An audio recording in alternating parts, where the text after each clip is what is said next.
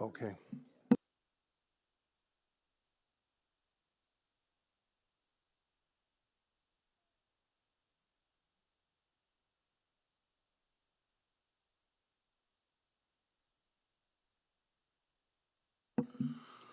Okay, good morning, everyone. Let's try to get this party started.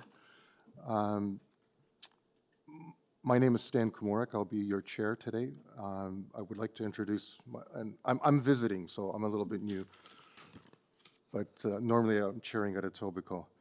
I would like to introduce my fellow panel members. On my left, Marian Kaysen. Also on my left, Shawan Fazili. On my right, Mr. Larry Schwartz and Mr. Jordan Allison. In accordance with Sections 45 and 53 of the Planning Act, 1990, as amended, this meeting of the Committee of Adjustment of the City of Toronto is called to order. Committee of Adjustment considers applications for variances from the provisions of the zoning that applies to property, permissions to extend or alter lawful nonconforming uses, and consents to serve a property to create new lots. I'd like to do our land acknowledgement. We acknowledge that the land we are meeting on is the traditional territories of many nations, including the Mississaugas of the Credit, the Anishinaabe, the Chippewa, the Haudenosaunee, the Wendat peoples, and is now home to many First diverse nations, Inuit and Métis peoples. We also acknowledge that Toronto is covered by Treaty 13 with the Mississaugas of the Credit. I'd just like to briefly go through our hearing procedure today. The Committee of Adjustment public hearings are now conducted in a hybrid in-person and virtual format. Some applications and participants will make their submissions in person, and others will participate virtually by electronic means through WebEx on our online digital platform. The meetings are also streamed on the Toronto City Planning YouTube channel, and anyone wishing to view the hearing may watch on YouTube. Those who want to participate virtually or have registered in advance will be connecting with their computer, tablet, smartphone, or telephone and have the option of participating via video or audio only. All virtual participants will automatically be muted on entry. When your item is called, you will be unmuted by the moderator, one person at a time. We ask that you also mute your devices until you are called to speak. Those participating by video appearance will be temporarily upgraded to panelist when your item is being held. During this time, your camera will be enabled. You will only be visible during your 5-minute allotted speaking time. At all other times, your video will be disabled and you will be reinstated as an attendee.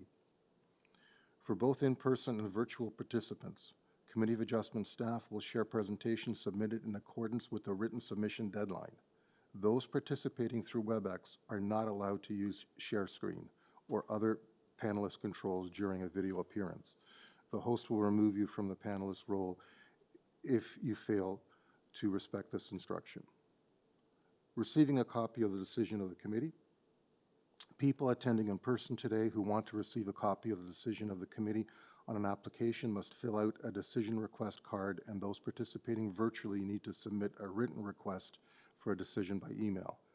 Please ensure that you include your name, address, and email address, as the Committee of Adjustment and the Toronto Local Appeal Body will be sending notifications of appeal updates by email.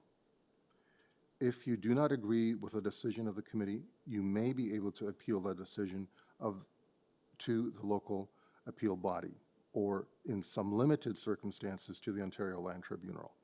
However, the provincial government amended the Planning Act and generally removed rights of third parties to appeal committees of adjustment decisions. Only the applicant, the Minister of Municipal Affairs and Housing, specified persons, and public bodies may appeal decisions of the Committee of Adjustment. Appeal instructions are set out at the bottom of the decision of the committee. In terms of the procedure, I will call out each item in the order listed on the agenda.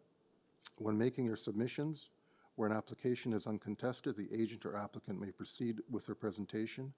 When the committee does not require a presentation, applicants are to advise the chair should they wish to speak to the committee.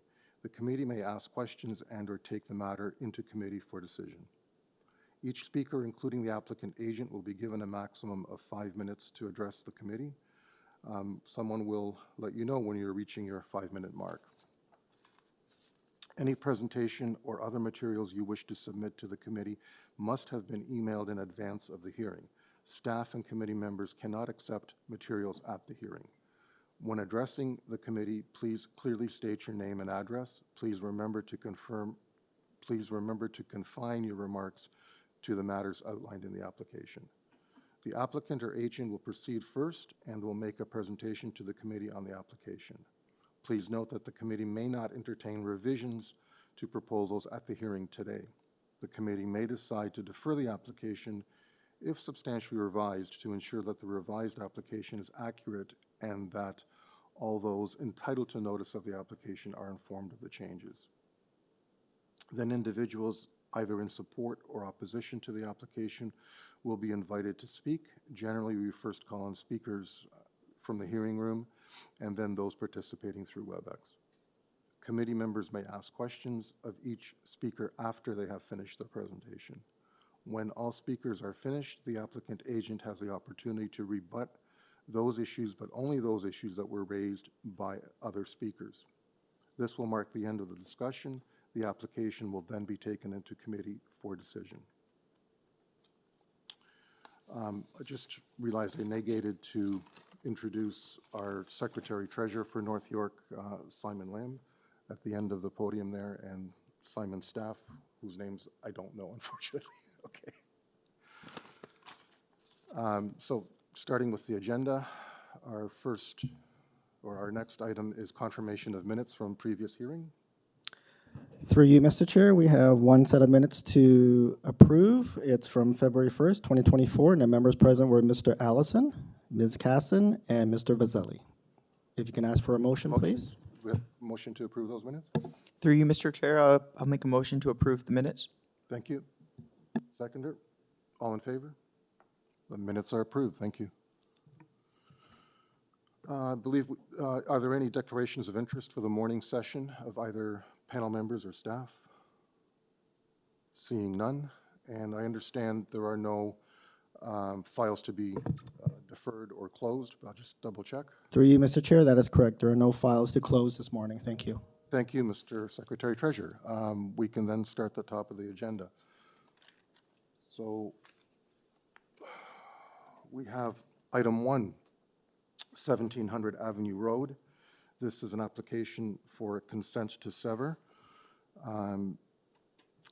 We have on this application 7 conditions requested by planning in the event of approval. We have advisory comments from TRCA, and engineering services have no objections as per their August 2023 memo.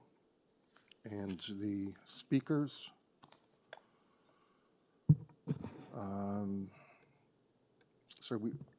I believe it's Rodney Gill is the registered speaker for this item. And is Rodney online? Yes, I am, sir. Thank you, sir. Can you please give us an overview of this, which looks complicated, but we don't think it's that complicated. That's very well put, sir. So through you, Mr. Chair, it's Rodney Gill for the applicant. The applicant is 1704 Avenue Road, GP Inc. And on the surface, it might look complicated, but it's actually not. What we're trying to do here is allow 6 rental parking spaces to form part of the rental replacement portion of the building that's been built out. So to give you all a bit of context, 1700 Avenue Road is a 7-story mixed-use building. There's 4 components to it from a legal ownership perspective. There's a residential condominium. There's a commercial condominium. There is a rental replacement portion of the building representing 18 rental units. And there's also a commercial parking component to the building. When the residential condominium was registered, it naturally severed the residential rental portion of the building, so those 18 units. And if you look at the plans that we submitted, they're dated July 31st, 2022. The second page of those show the rental portion of the building on the second floor, and they're in so that's the R plan. Actually, there's plans with color coding which are even more instructive and which were submitted. Those color coded plans show in orange the rental component of the building, and all of those residential units are on the second floor. Those rental units also have 12 parking spaces associated with them. 6 of those parking spaces are on the P2 level, and 6 of those parking spaces are on the P1 level. The P2 level, they were also naturally severed when the residential condominium was registered. However, on the P1 level, it's a little more complicated because the commercial parking garage is also on that P1 level. So what this application seeks to do is make sure that all 12 of those parking spots are with the land, the portion of the land, that second floor rental replacement unit land. So we've had good interactions with city staff. You'll see that there's a positive staff report. We're in support of all of the conditions that staff are proposing. And yes, this is the plan we're talking about. So this page is where the second floor of the condominium is shown, and the orange are all those rental replacement units. And if we could go to the 5th page of this set. There we are. So these are the 6 spots that we're talking about through you, Mr. Chair. It's the ones in orange. The green area, that's commercial parking, and the purple pink area, that's part of the residential building, the residential condominium. So those are the 6 spots that were kind of left hanging in the air, and they technically form part of the commercial parking garage right now. And we'd like to make sure that they're only for use with the rental replacement units. So that's really the purpose of the application. There's associated easements to allow vehicle and pedestrian movements because it's a stratified building. So those are all just technical things to make sure that everyone has the property rights they need to move in and out of the parking garage and through the building. So subject to any questions from the committee, that's really the overview of the application.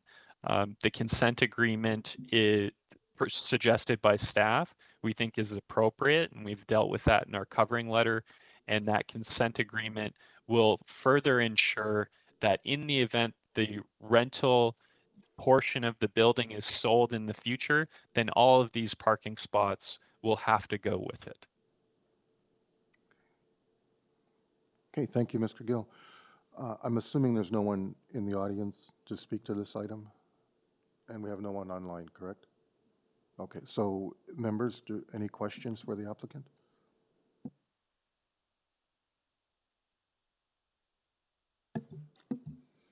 Seeing none, we'll take this into committee then for discussion and/or motion. Through you, Mr. Chair, I think this is a pretty straightforward application. I think the applicant has done a good job of explaining what specifically they are asking for. So the consent is necessary to ensure that the severed lands continue to be used in conjunction with the residential replacement units. I also acknowledge that the applicant has worked with city staff, and based on the applicant's material, I'm satisfied that the proposal meets the development criteria in Section 5124 of the Planning Act. Therefore, for those reasons, I will like to bring a motion to approve the application. Thank you, Mr. Allison. Seconder? Through you, Mr. Chair, there are conditions, if approved. Thank you for, I will amend the motion, subject to include the conditions noted in the community planning staff report. Thank you. I'll look for a seconder now. Okay. Thank you. All in favor? Okay, the item is passed unanimously. Thank you. Okay, our second item of the day, number 2, is 104 STRATHALLAN Boulevard.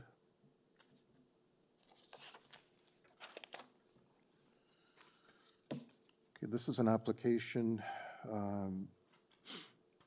to construct a new dwelling. There are a total of 6 variances being requested. Forestry is requesting condition 1 in the event of approval. Transportation has chimed in that they are okay. We have 3 letters of support, which include both of the 2 immediately adjacent neighbors. And we do have an area resident who's requested to speak as well. The applicant is Murat, and if I'm butchering this name, I'm just going to say I'll ask the applicant or agent to start their presentation or state their name. I don't want to mispronounce it. Sorry. Okay. Good morning. Good morning, sir. Good morning, yeah. Good morning, Mr. Chair and committee members. My name is Murat Ozgur. I am the agent for 104 STRATHALLAN Boulevard. My address is 231 Joyce Boulevard, Toronto. Thank you. Can you give us I guess if you can go forward with your presentation at this time? Yes.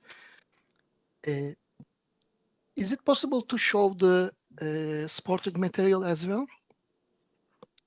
I sent the sporting material. Yes. Awesome. So the subject property is located on 104 STRATHALLAN Boulevard, which is west of Avenue Road, east of Bathurst Street, and south of Lawrence Avenue. The property is zoned RD F15, density 0.35 and X961 under citywide zoning bylaw number 569/2013. After having a meeting with our neighbors, 100 STRATHALLAN Boulevard, Mr. Peter Polly, and 108 STRATHALLAN Boulevard, Mr. Isaac Muscat, we revise and replace the plans. Latest plans are received by the city on February 20, 2024. Basically, we revised the chimney, leaving 1.2 meter setback from the chimney, but the original setback is 1.5 meter, which is not a variance. We removed the balcony on the second floor plans. We lowered the height of the sun deck to 11 feet. We revised the east side setback of the proposed pool to 1.2 meters. So because of this, the variance number 3 and variance number 4 will be removed. And as you say, I have 3 support letters, including the adjacent neighbors. And regarding the requesting variances, first item is floor space index. The permitted maximum floor space index is 0.35, and the proposed floor space index is 0.738 times the area of the lot. Normally, this is a 3-story house, and if it was only 2 stories, then the FSI was going to be 0.61. The third story is 0.13, and so the total comes to 0.738.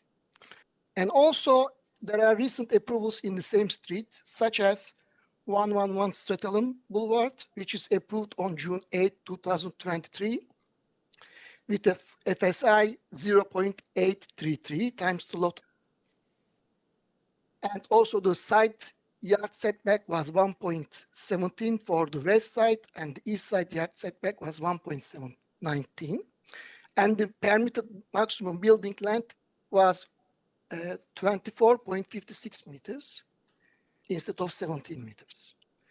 100 STRATHALLAN also on September 12, 2019 has been approved with a floor space index 1.0 times the area of the lot.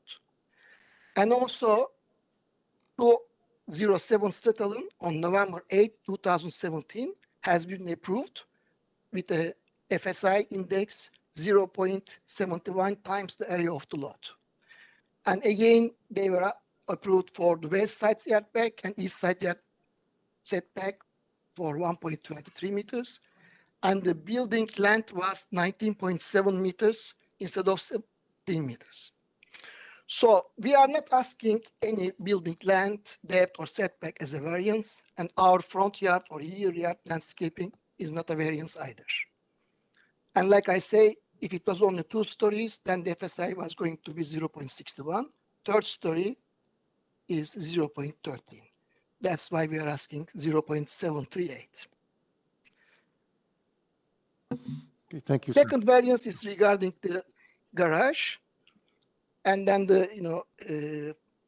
it's the driveway should be 3.3 meters. And we are asking a proposed driveway by 4.53 meters, which is on our property.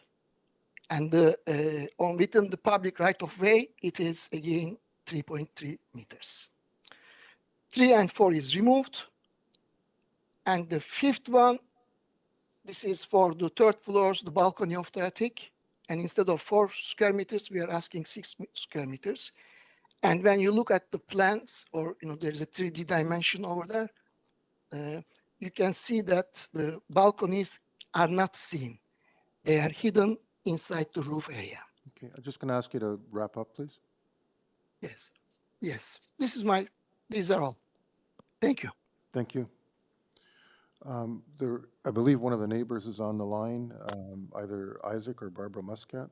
Through you, Mr. Chair, we actually have members in the public Oh, okay. that wish to speak.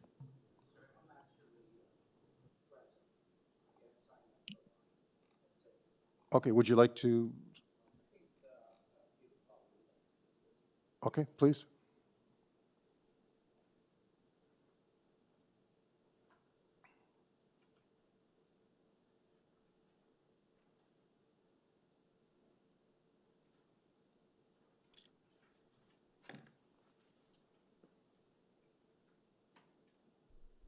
Could you just get your name and address for the record, please?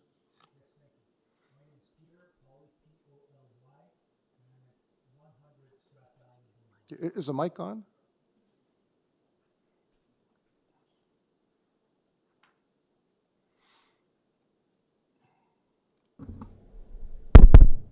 Okay. Thanks. Good morning. Good morning. My name is Peter Pauly, P-O-L-Y, and I'm the neighbor residing at 100 STRATHALLAN Boulevard, directly to the east of the new proposed house.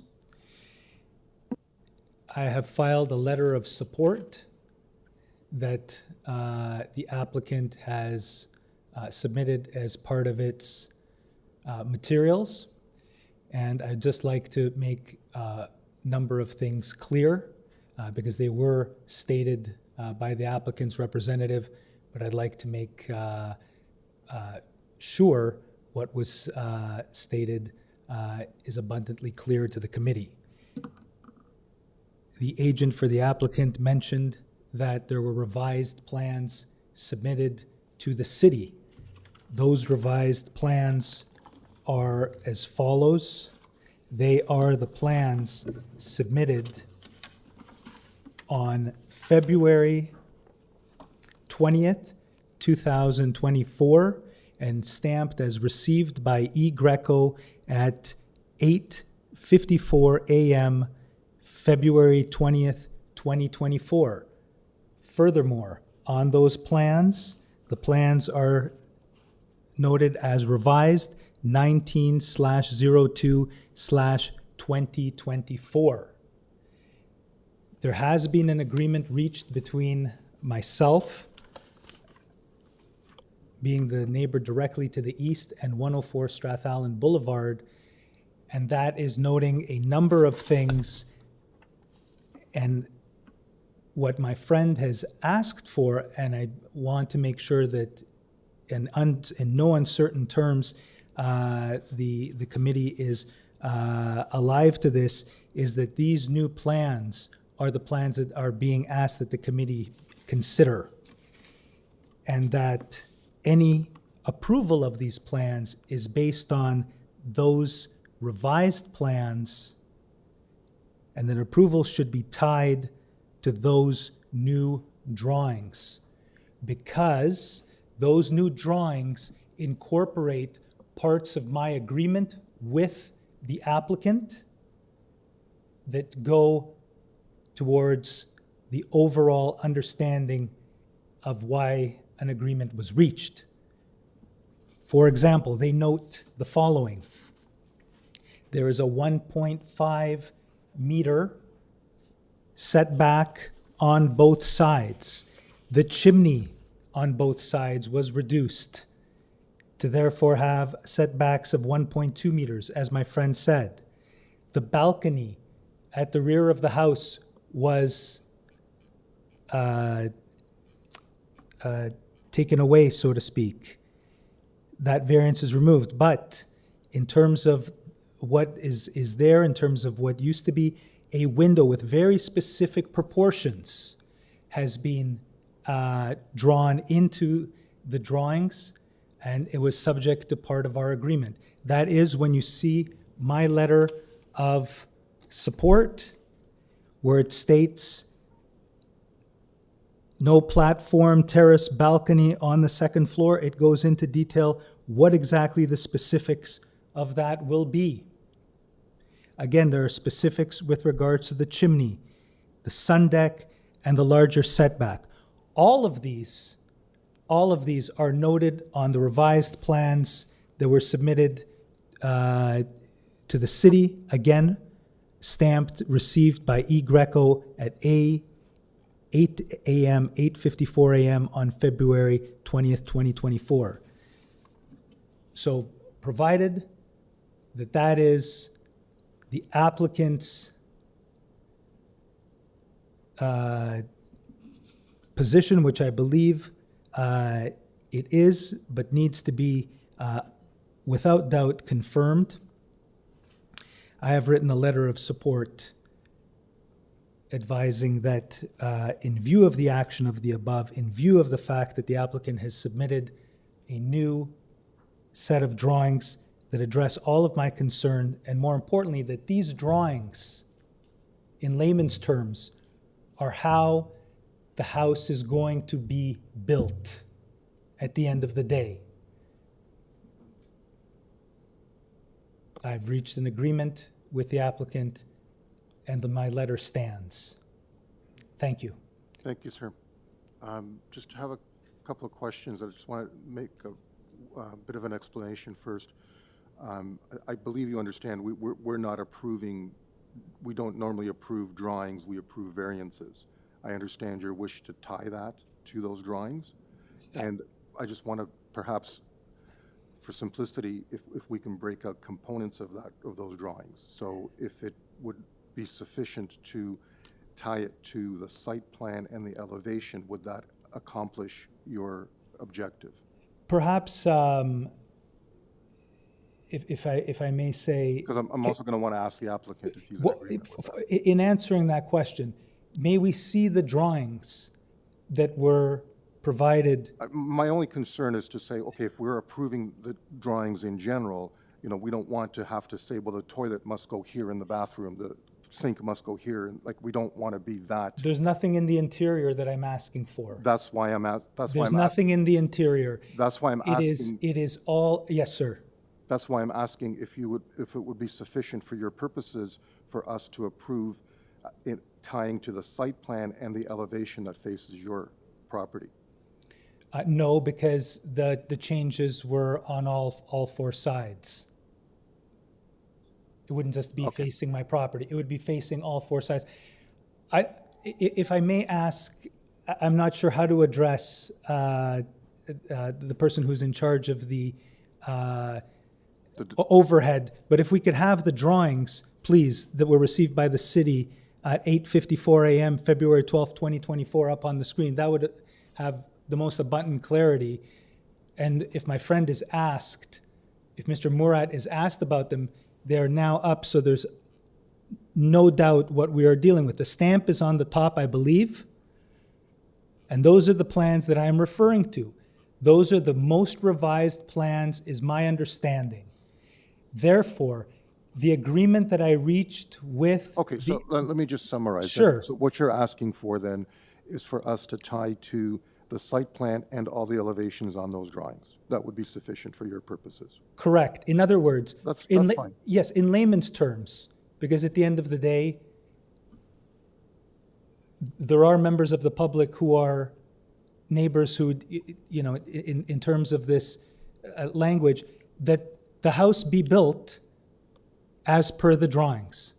Okay, but we understand your request. Yes, sir. I just wanted to summarize. I believe it's also the applicant's request, but it has to be made abundantly clear. We'll get to the applicant. Certainly. Okay, thank you, sir. Thank- Are there any questions from panel members? No, okay, thank you. May I remain to hear the applicant's response?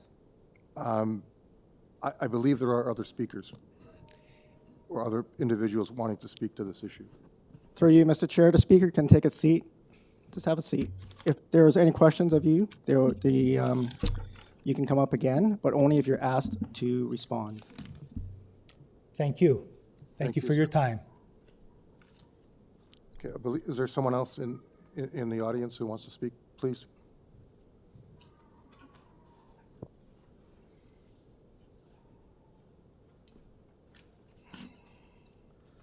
Hi, good morning. My name is Isaac Muscat. I'm at 108 STRATHALLAN Boulevard, the house just to the west of the proposed building. You're the other immediate neighbor. Yes, exactly. Mr. Polly is a lawyer and very eloquently summarized his understanding. I don't need the full 5 minutes. I also had a subsequent conversation with the owner of the property and his agent, and I'm basically here to make sure that the verbal commitments that were given to me, well, both people were in Turkey, and I hope we understood each other clearly, are followed in the plans. So my initial consent is also subject that the plans were changed to my understanding.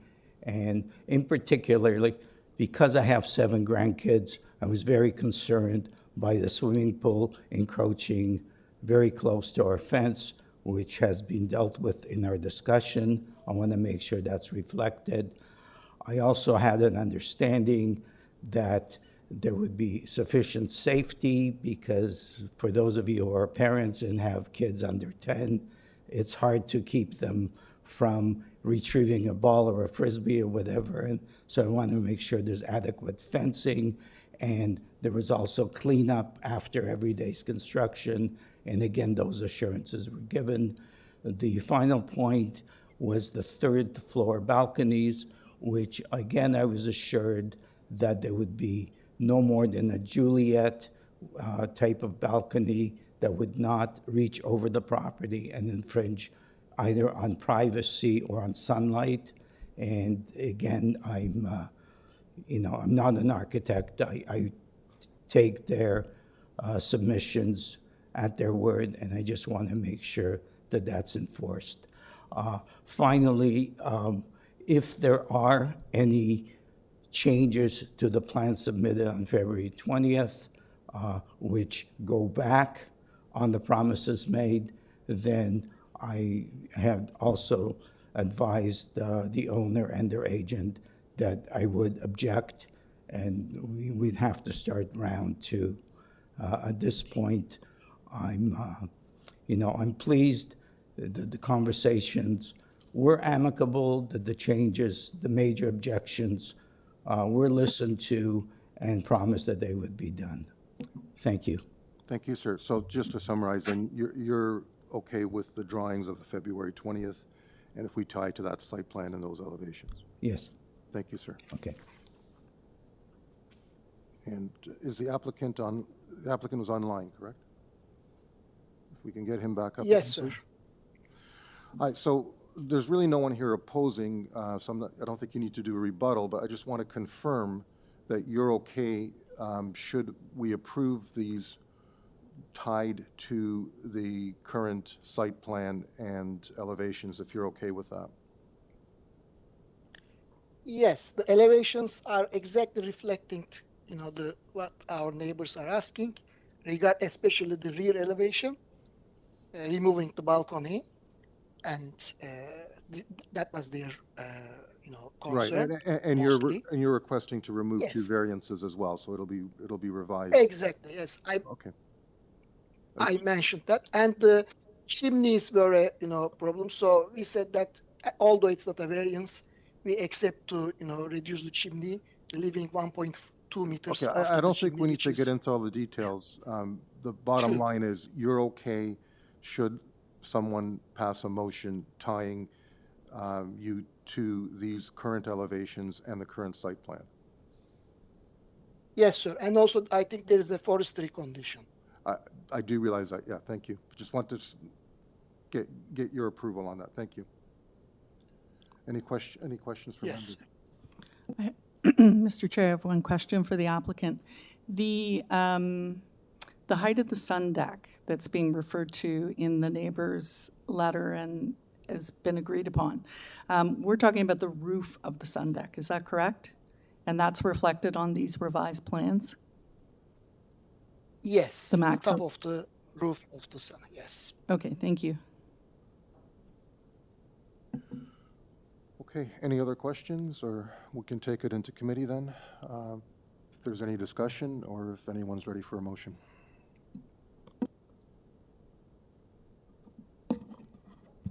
Mr. Chair, I think this application, the variances that are being requested are relatively minor. I think it's commendable that the applicant has worked with the neighbors to come to some sort of agreement on the concerns that they have.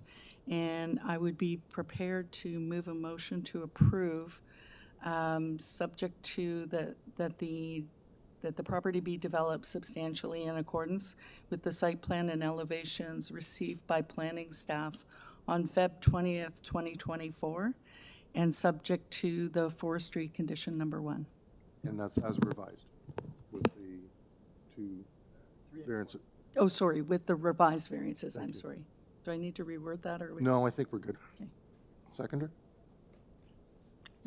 Through Mr. Chair, I'll second that. Thank you, Jordan. All in favor? Okay, we have unanimous approval. Thank you. Thank you.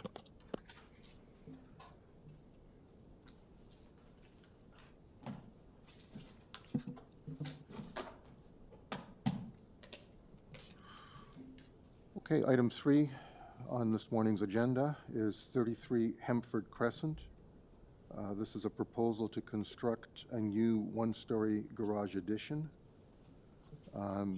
There are 2 variances being requested. Planning has a condition of approval. Should we approve, that the approval be tied to site plan? And I don't think there's a support petition. And I don't think we have anything else from any of the other departments.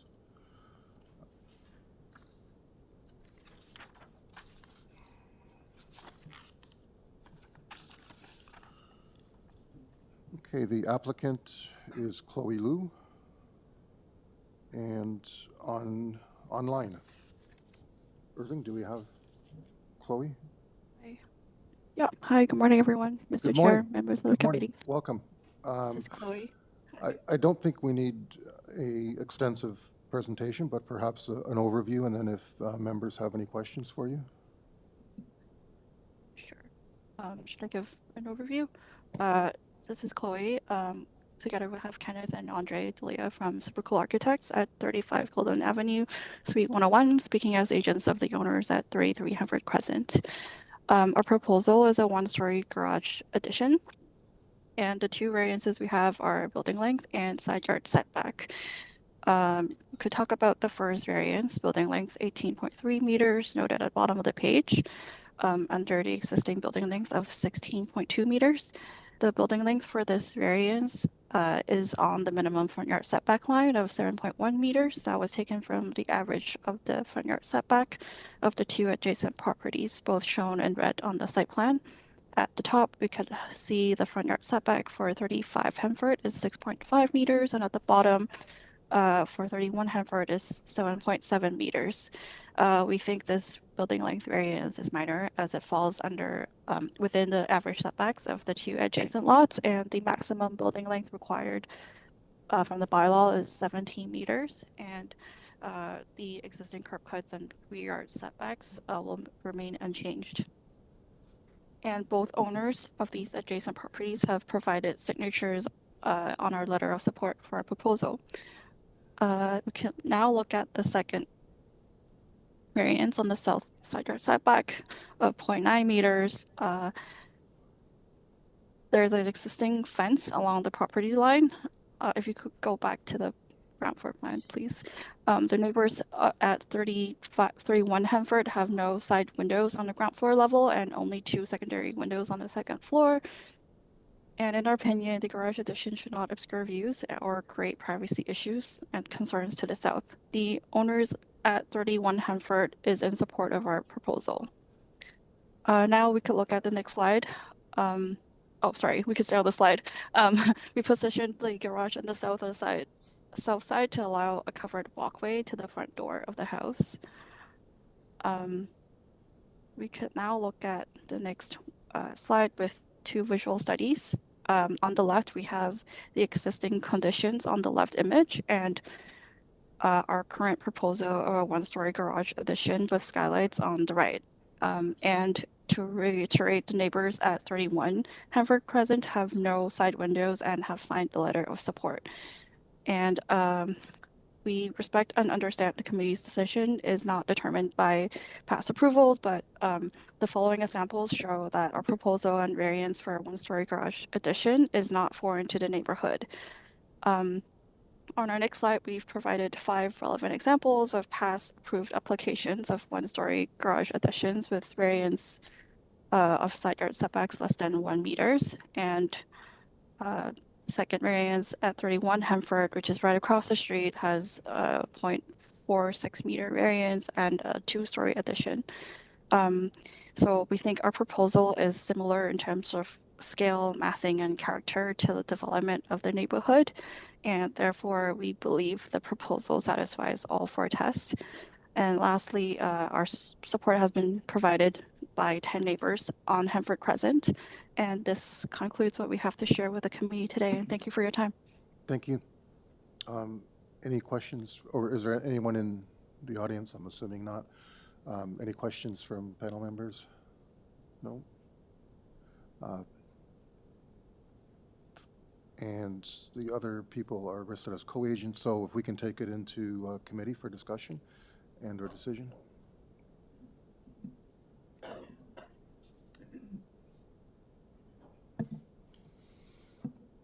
Sorry, I thought it was a motion coming on. Jared? Through you, Mr. Chair, I'm happy to bring a motion. So this is a pretty reasonable application. I think the applicant did a good job of explaining the variances. The first variance that pertains to building length is largely attributed to the fact that they're actually building out into the on the front of the house, and I appreciate that the applicants are utilizing the front yard setback in this case. So there is no front yard setback variance. They're just utilizing the space that's as a result of the averaging of the 2 neighbors. And with respect to the side yard setback, I'm satisfied with the applicant's submission that there's no adverse impact on the adjacent neighbors, and that it's considered minor with respect to the 4 tests. So I will bring a motion to approve the subject application. I don't believe I have anything on note Planning. in terms of conditions from urban forestry. And I do note that there are recommendations from staff report from community planning. So I would like to tie the motion to include the recommendations noted in that staff report. Thank you. So to tie to the site plan. Is there a seconder? I'll second that. Thank you. Sorry. And to tie to the site plan and as well that the proposed side addition remains a one-story. It's the second recommendation there noted. Right. Missed that one. Thank you. No problem. Okay. Okay, Mr. Fazili has seconded. Yes, I second that. All in favor? Okay, we have unanimous approval. Thank you, Chloe. Thank you.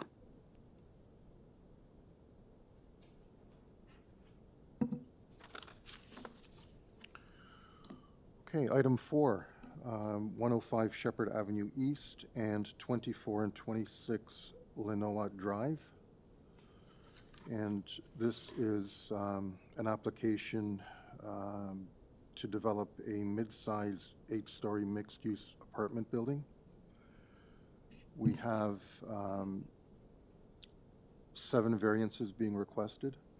There is a site-specific bylaw for this location. Planning has chimed in as not having any issues, and I don't see any other departments. Transportation is saying that they're okay, and there's a parking study provided by the applicant.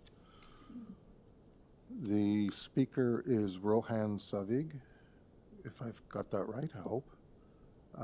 Technically, yeah, it's Rohan Savig, but yes, Okay. yes, correct. And you're online. Thank you. Welcome. Yes, thank you, appreciate it. So yeah, good morning, Mr. Chair and committee members. My name is Rohan Savig, planner at Malone Given Parsons. I'm here representing the owner, Leona Shepherd Inc., for the properties at the southwest corner of Shepherd Avenue East and Leona Drive. I'll try and keep my presentation brief, but I'm happy to answer specific questions about the variances afterwards. So we've been working with collaboratively with the city since 2019 to facilitate the proposed redevelopment. As you can see there, consisting of a mid-rise apartment building with at-grade retail along Shepherd Avenue East. We did receive zoning approval, as you mentioned, back in 2022. However, at that time, we still needed to go through a further site plan approval, which we are pretty much finalized almost right now. We just did our last resubmission a couple days ago. So since the zoning approval, we have been working with the city to finalize that site plan application. And through this process, there have been some minor changes to the plan that have triggered these zoning non-compliance issues. The proposed redevelopment largely remains the same as the one that was approved by council in 2022, which permitted this 8-story building with a density of 3 FSI and 58 units. There's no increase in units nor FSI, and the build form remains the same. The development continues to bring an attractive mid-rise building where a mid-rise building is envisioned in the city. As mentioned earlier, we have been working with the city on these minor changes and addressing the comments received through that site plan application. And now that we're finalizing it, we now are required to rectify these zoning non-compliance issues. And as you mentioned, staff have no issues with these changes we've been making. So I'll just give a brief summary of the variances, and yeah, again, happy to answer questions afterwards. So in regards to variance 1 relating to the height, this was a result of the wrong grade being used to measure the height from. So instead of the grade along the front lot line being used, the average grade was taken, which results in a slight impingement on the maximum heights for floors 3 to 7 of as you can see, they're about 0.2 meters. The heights of these floors have not changed since the council approval. And I'll also note that the permissions for the ultimate height of the building is respected and no changes are required there. So as such, this variance is technical in nature and is my opinion that this does not introduce any negative impacts. So variance 2 relates to the parking provided. As you mentioned, BA Group, our transportation consultant, they did conduct the parking study, and that through their review and through city staff review, they both concluded that the proposed parking supply is appropriate and in line with developments in the area as well too, especially given the close proximity to the Sheppard subway station. I think it's about 6-minute walk. Variances 3 and 4 relate to the proposed residential uses at the rear of the ground floor. The zoning bylaw does permit residential uses on the ground floor on corner sites, such as ours, as long as to the rear of the building, which in this case it is as well too, and specifically takes access from the street. So while the residential units do not take direct access from Leona Drive, they are connected via the laneway and walkway and are obviously in close proximity to the street. So as such, I believe the primary intent of those variances are maintained. In regards to variance 5 relating to the retail entrance height, so through the site plan process, city staff did request a second entrance along Leona Drive, just to animate that portion of the street. So due to the grading differences, this entrance is required to be provided via stairs, which is essentially prohibited by the bylaw. They essentially need a ramp instead. So this is a secondary entrance, with the primary entrance being along Sheppard Avenue, which is level with the street and will be universally accessible for patrons. So as such, again, I believe the primary intent of the bylaw is maintained there. In regards to variance 6 relating to the first floor height, the general intent of this provision is to ensure a viable ground floor retail space can be provided. So we do recognize that the taller height is required to ensure a commercial space has sufficient clearance for structural elements such as exhaust, transfer piping, and other commercial related equipment. But this extra height is not necessarily required for residential uses. And again, due to the significant grading differences on this site, it's only possible to provide that floor-to-floor height of 4.5 meters for essentially the retail portion. So this ensures that the retail space can be viable. And again, I think the primary intent of the bylaw is maintained. And lastly, in regards to variance 7 relating to the landscape strip, again, through the site plan process, we needed to locate a gas meter. And the only place to do that was at the rear along the landscaping strip. So obviously it does not comply with the zoning. But the location of the gas meter will not impact the ability to provide a viable area for planting and landscaping, and it will be screened itself. So as such, the primary purpose of the landscaping strip will be maintained and essentially can provide the planting to provide that separation and buffer between the low density uses to the south and the mid-rise building. So in conclusion, proposed variances represent good planning and are in the public interest as the development is desirable and contributes to the evolving character of the neighborhood. Again, happy to answer any questions if you have Thank any. you, sir. Any questions from panel members? No, you good? Okay. We'll take it into committee then for discussion and or decision. Mr. Chair, I think this application represents just a number of minor variances. I would consider them minor. There's no overall change to the building size or height. These are just discrepancies that have been identified through the site plan process. I originally had a concern about the gas meter and the landscape strip, but I see from the plans that there's a privacy fence along that south side of the property, in addition to landscaping that will screen it from the neighbors to the south. So I no longer have that concern. And I would be prepared to make a motion if there are no other comments. If I may, Mr. Go ahead. Chair. Through you, Mr. Chair. I initially had a few concerns with respect to, I think, 3 and 4, the use of the residential on the ground level. I think, I went back and I looked at some of the previous plans. It looks like this has been part of the site plan for a while. So I don't think there was any kind of last minute changes to squeeze these residential units in. Frankly, I think if we were a little bit earlier in the process, I think it would have been better to see some additional retail commercial space on the ground level. But given, as far as we are kind of in through the process right now, I don't, it's kind of hard to make these changes. But I would agree with the other member, Ms. Casson, with respect to, these variances, regardless, still meeting the statutory requirements of the 4 tests. So I would second her motion. Okay, well, she hasn't made one yet, but Oh, she hasn't. Do we need a motion? we do need a motion. Should I, would you, or would you like to? Okay. I'll take that as a motion of approval from Ms. Casson. She said she'll support the application. Okay, so We do need a seconder. we do need a seconder. I did. I said I would second. Okay, Yeah. So Perfect. I'm happy to second the motion. okay. Just want to get it We did have a motion, though. Yes, we did. But I Okay, just want to sorry. get it chronologically correct, but Yes, no, sorry. no big deal. All in favor? Okay, we have unanimous approval. Thank you.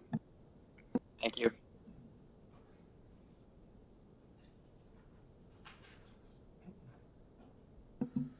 Okay, item number 5 on the morning agenda is number 49 Compton Crescent. This is an application to construct a new dwelling. There is a total of 1 variance, which has to do with setback, and forestry is requesting condition 3. There is a letter of objection from number 51, which is immediately next door. And there are several letters of support, including one from number 47, which is also next door on the other side. And we have the applicant in person. Welcome. Good morning, committee. My morning. name is Pasquale D'Onofrio. I'm the owner of 49 Compton. This is my wife, Stefania Mosconi, and she's going to be talking to you.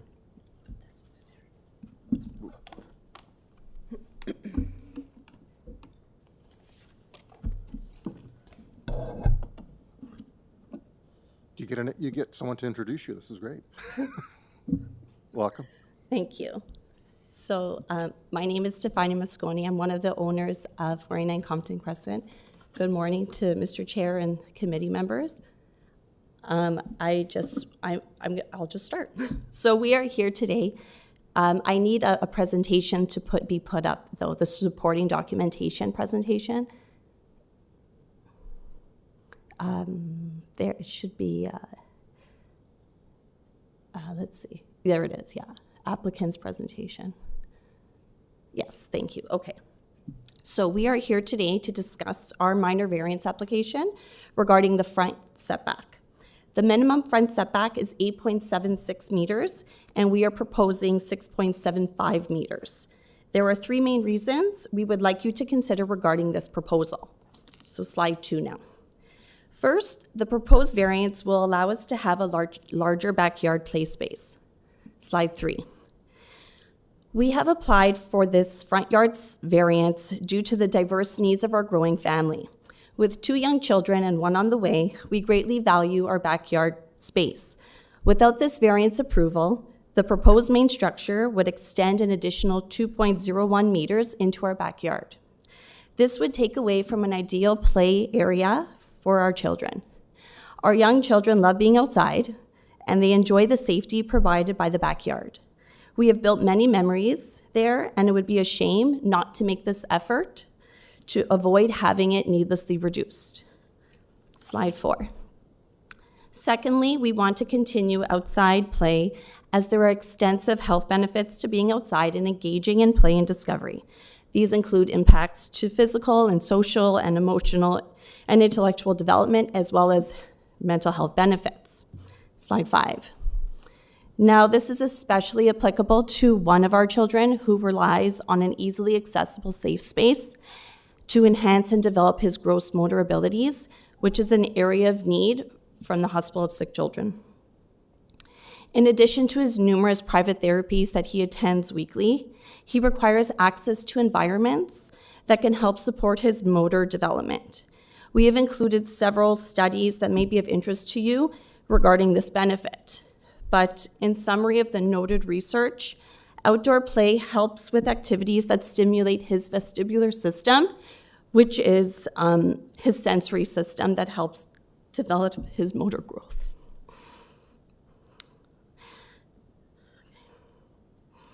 Sorry. The backyard area is a prime location to help in his development. So this is why we think it's worth it to be here. Okay, slide 6. Next, we believe that fostering an appreciation for nature and the enjoyment of the outdoors is an important in shaping future citizens that are mindful for the environment. As parents, we have made efforts to teach them about animal habitats, respecting natural resources, and living in harmony with the environment. So we think that the backyard is incredibly helpful in this regard and would like to keep it as much as possible. So now slide 8. Overall, our proposed build is nothing that is considered out of scale, visually unappealing, or detrimental to the streetscape.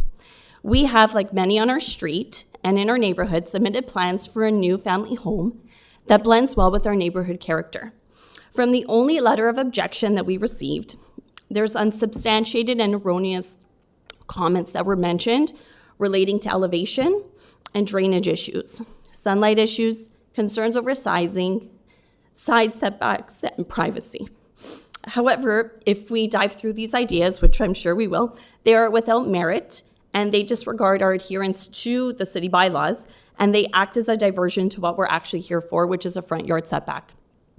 As the committee is aware through our detailed application, we have only applied for one variance. All the other measurements, like the side setbacks, the lot coverage, the building height, the window openings, the building length, they all abide by city bylaws, and we fall well below the maximums for all of these measurements. We just find our backyard so important to us that we want to accommodate our growing family, and that's why we want to speak to you today. So all of our measurements, just as a background, were made intentionally as we did want to respect our neighbors, and we did not want to ruin the overall physical character of our street or our property. We believe that we successfully achieved that. That's why we were so happy when we got all these letters of support coming our way, and we just want you to consider that one minor variance. Thank you. Thanks, that's it. Thanks very much. Yeah, I just want to make a note for a new home to have only one variance is pretty good. Thank you. That kind of, I think, meets the test of minor. But really, what we would want to know is sort of, is that consistent with other parts, with other properties in that neighborhood? But I also note that you're on a curve or right. on the bulb, which makes it visually a little bit different than just straight row housing. So I don't know if I get to speak again. Just you will, because okay, I won't talk. There'll be multiple questions, I'm sure. Okay. Plus, you'll get a chance to rebut after the other neighbor speaks. So, any questions from? No. Okay. So I'm going to ask you just to take a seat for a bit while we hear from your neighbor, and then All right. Thank you. So do we have Angelo on the line? Oh, in person. Okay, sorry. I have you down here as on video.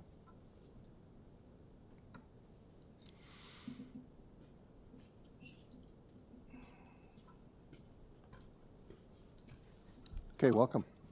Good morning. Good morning. My name's Mr. Originello.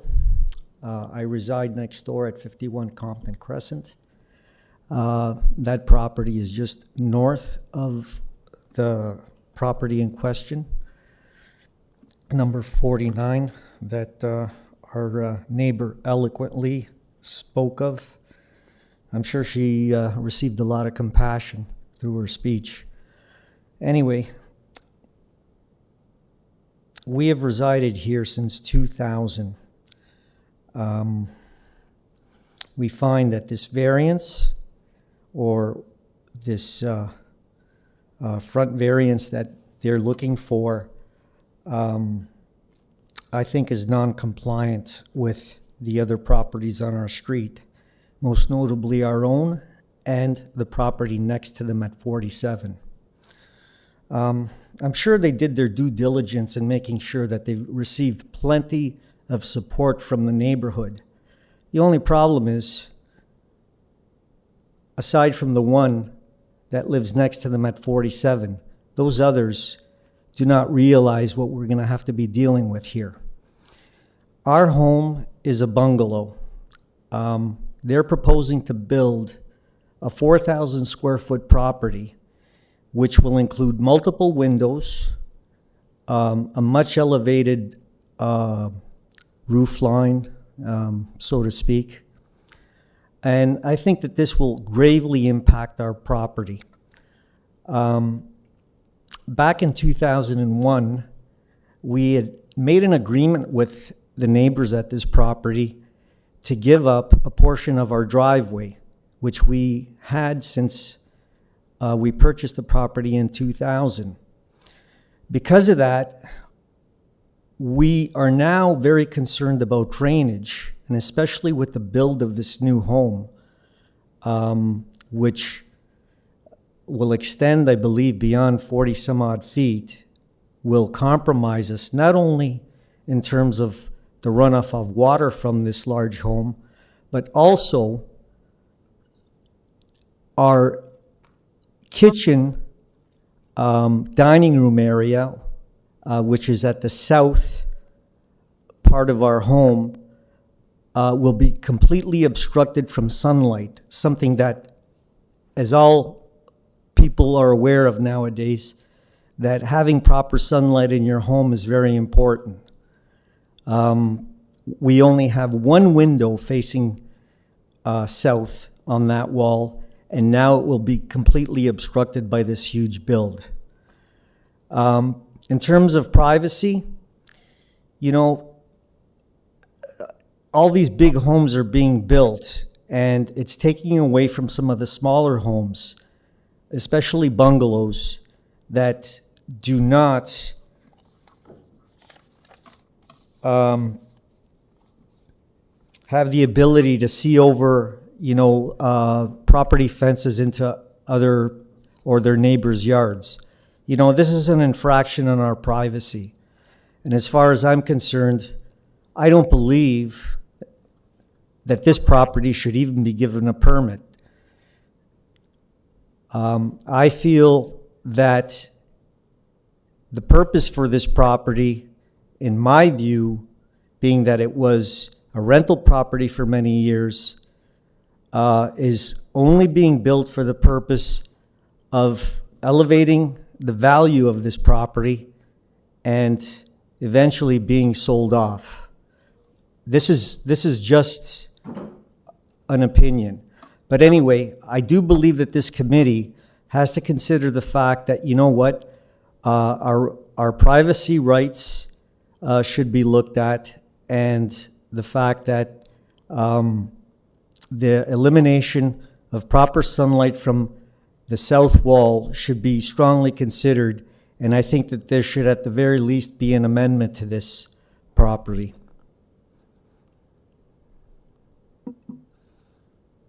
Do you have a proposal for an amendment? Yes, What's your proposal? that the setback at the front of the property should remain as it is, and they should keep the build in line with the existing plan. The existing plan is in the existing property? Yes. Okay, that's an interesting request, but, you know, people have property rights. The other proposal is, I'm going to cut you off pretty soon, so if you can just summarize, please. sure. I do believe that our rights are being infringed upon in terms of privacy and the ability to have proper sunlight and not being overshadowed by their huge property. I believe this committee should take that into consideration. Okay, thank you, sir. Don't go away. What's before us is one variance, and it has to do with the front yard setback. All of the rest, they are allowed to do as of right, and we have no authority over. So I just want to start with saying that. I also want to say that we as a committee do not make decisions based on who occupies the home.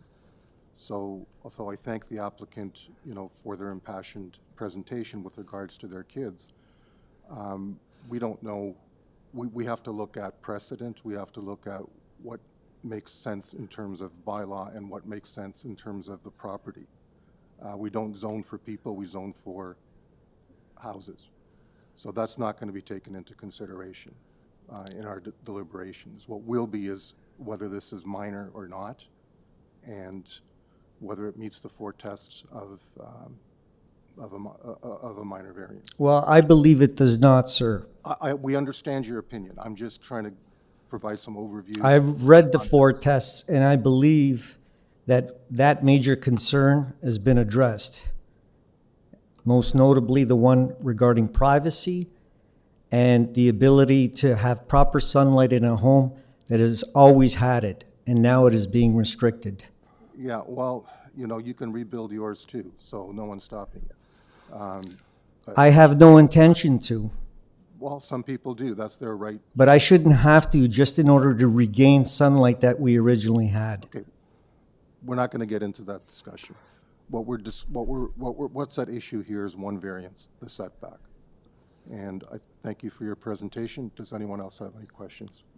I got a question. Do you have any planning advice or consultant that you retained in respect to the comments that you're making? Oh, I've spoken to a lawyer and I've spoken to a real estate agent, That and they suggested that. My question Yes, sir. is, do you, yes or no, do you have any reports that you can provide to the committee from an expert who is a planner? Yes or no, please? I do not. Thank you. End of questions. Any other questions? No. Okay, seeing none, I'll thank you for your presentation, and I'll have the applicant come back for a rebuttal.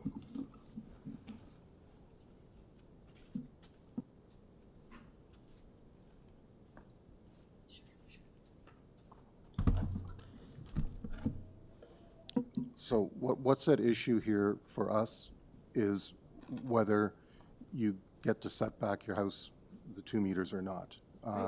All the rest of it is not up for discussion. Right. So I would ask that you focus on that. Right. Thank you. So we're right on the bend of the crescent. And as you know, the crescent, the location where you're on the bend has a different setback than the ones beside us. So his house is not on the bend. So his setback is much further ahead than ours. And even if you were to allow the proposed setback to occur, he has 2 basement windows at the front of his house, one in like his cellar area and one in his basement. They're still not being covered. Currently, he has a window, which he's speaking about, I guess it's his dining room, that our house like mirrors, like we're right in front of it.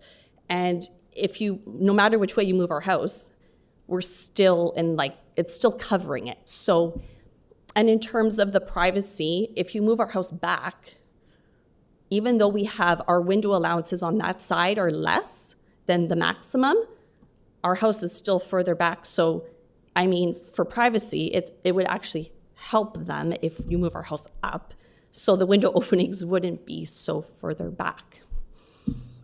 And the side variances are actually bigger. I think it's 1.98 currently, and it would be 2. And I mean, one on the other side is 1.44 or something, and we're something like much more than that. Anyway, oh yeah, here it is, 2.07. So I mean, the side setbacks are getting bigger. By moving our house forward, we would see less of his backyard. So I mean. So I think what you're trying to say is if you moved your house back, there would be more of an overlook issue. Right. Thank you. She's not finished her time yet, unless you are. I mean, in terms of like the walls, that it's too big. I mean, the wall, if you move it up or back, it just further complements what you were just explaining. And in terms of the drainage issues, just as a FYI, we're not going to get into drainage. Yeah, it doesn't. Don't I worry was about going to say that doesn't make sense. Okay. We're pretty much moving away from the house. Okay, thank you. So in other words, your current situation, you're improving the setbacks over the current situation. Is that what you're saying? I'm sorry, can you repeat that? You're improving the setback from the neighbor. I'm improving it, yes. The setback on the sides will be improved. Okay, thank you. They're on the application that we submitted to the city. At the bottom, it says side lot line. So I just want to, that's the site plan that's up right now. Right. the neighbors' houses aren't really that clear on there, but from what I can see, If you go to the only picture I have of where our house is kind of located is if you go to our presentation. no, but on there you can see the line. I mean, it's faint. Right, You know, so you're still going to be back from right, where the neighbor to the north is, correct? yes. Okay. I'll open it up for questions. Thank you, Chair. Just given that this is a new development, just in review of the application file, I think this is an application that may benefit from the inclusion of a tree in the front yard. yes. And I don't know if that's something you guys might We- be open to working with urban forestry to include a tree. Yeah, in the so front yard. they did that report recently on the 22nd that they posted. Yep. And it says like to not have a tree or like to continue not having a tree. We're fine either way. It doesn't really, So you would be okay to work with urban forestry, like if there was a recommendation to work with urban forestry to include a Yeah, tree yeah, it on doesn't- in the front yard? yeah. They see fit. I mean, Yeah, I know we have like those wires. There's like the connecting wires. I don't know what they're called, but they're like, we have like 4 wires and Guy wire. yeah. So I don't know like where they'd position it, but they'd have to like keep that in mind in terms of the growth. Sure. Forestry is requesting a cash in lieu on this one.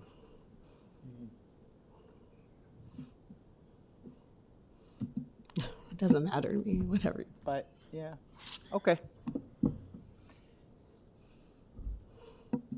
Sorry, Larry? No, I got my question answered. Okay. So. Thank you. Thank you. Just a couple of questions. Did you meet with your neighbor who's here today and you weren't able So, to resolve it before? I mean, in terms of my current condition and the aggressive behavior we've experienced in the past, I didn't want to expose ourselves to any of that. I just had to keep away for this portion of my life. there's bad blood between previous owners. Yeah, so I'd rather speak in this professional setting. Okay. The second question, so you're here presenting yourself by yourself, but you had a company. Yeah. And you chose. Yeah, we just chose to come ourselves. We really tried to stay within the bylaws. Yeah, we actually had a first zoning edit that was submitted and accepted in October 25th, 2023. And then we realized that the front variance was what it was based on the curve. So that was the only thing that we came here to talk about. Can I just ask staff to pull up the forestry report? Just for reference. You said there was a recommendation for cash in lieu? Yeah, it was forestry condition 3, which is typically a condition that requires. Yeah, okay, sorry. I thought it was something in addition to. No. Okay.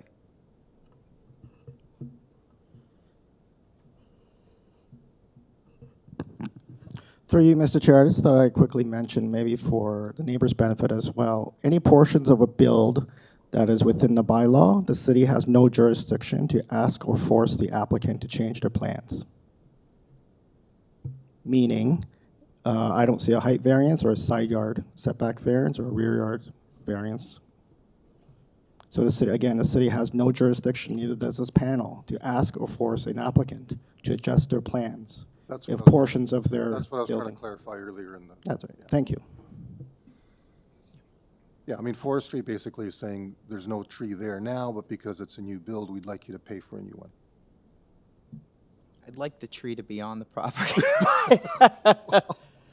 But I mean, that's something that the applicant. The applicant can always request that a city tree be planted. Right. Yeah, I think it's free as well. So basically, they want us to pay to not put a tree. Right? I would rather you they just Can we get a tree for free? I think you can negotiate with them after you get Yeah. approval here and basically say, look, instead of paying this cash in lieu, can you plant us a tree? We'll be happy to support that. Sure. Right? But that's beyond our control. Okay. Any other questions? No? We'll take it into committee then. Thank you. Any discussion? Anyone ready for a motion then? I'm Please. happy to start. I think this is a very reasonable application. I think actually the the request for a front yard variance here is actually improving the condition, just given the fact that the street, it is a unique condition. I look at the adjacencies to the neighboring properties on either side, and it's apparent that there's little or no impact from this variance, and I would say it's minor, it's desirable, and certainly meets the 4 tests. Any other comments? The only thing I might add is that if we wanted to approve it substantially in accordance with the site plan, the reduced setback is only to a portion of the front of the house. Right. So the rest of the house would maintain the required setback. That might give some comfort to the neighbor. I'm fine with that. Yeah, at least you're restricting how much of the house they can put forward. Yeah, I mean, they're not even close to the building depth is pretty minor in Yep. in this case, and it's a pretty substantial front yard as well. Understood. I leave it up to whoever's going to make the motion whether they want to put that restriction in or not. Okay. Mr. Chair, I'm prepared to make a motion to approve this application. I think that it's minor in nature. It meets the intent of the official plan and the zoning bylaw. I would make it subject to the development being substantially in accordance with the site plan dated November 9th, 2023, and subject to forestry condition number 3. Thank you. Seconder? Yes, I'll second that. Thank you. Larry, all in favor? Okay, unanimous approval. Thank you. You have your approval. Mr. Chair, would you like to take a short break? If members wish. Sure. Yeah. Yes, okay. please. Do you guys do 5 minute, 10 minute? 10? Okay, thanks.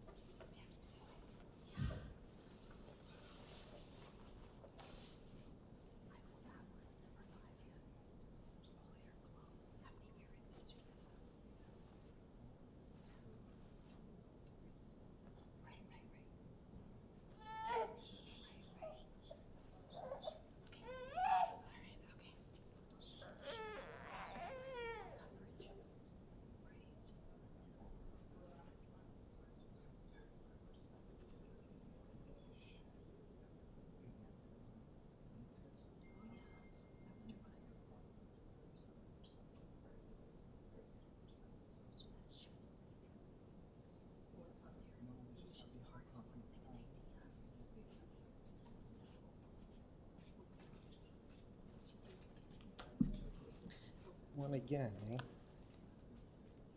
Where is it?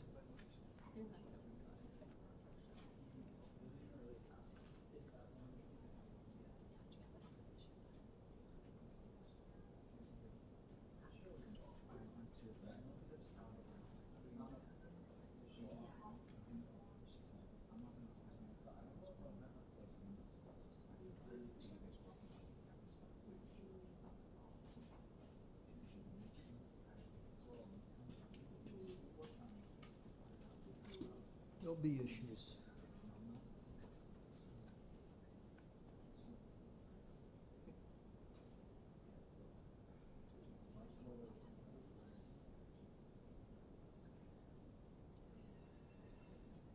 It's just jealous. It's all it is. People, some, you set them on your business sometimes. It's like, you do it on your property. What's the big deal? We're trying to improve the neighborhood. You know, like the houses in Toronto are old. Like, you know, just stay on your side. You don't have to agree with it. You don't have to like our house. You have to live in it. You can do what you want for your house.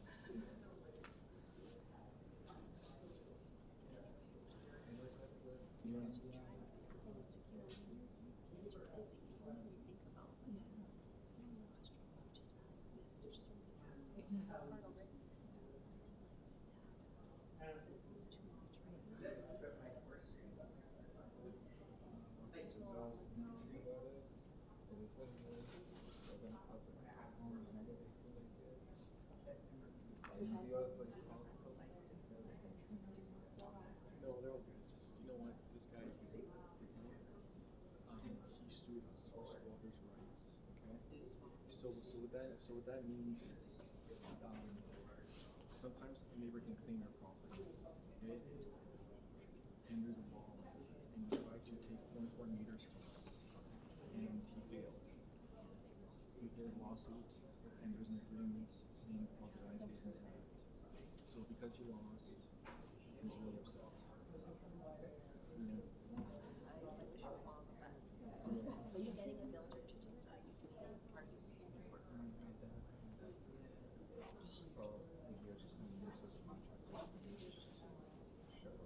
He's retired. That's the best. He's your zone lawyer. That's good.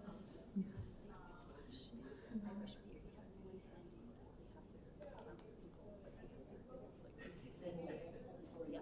So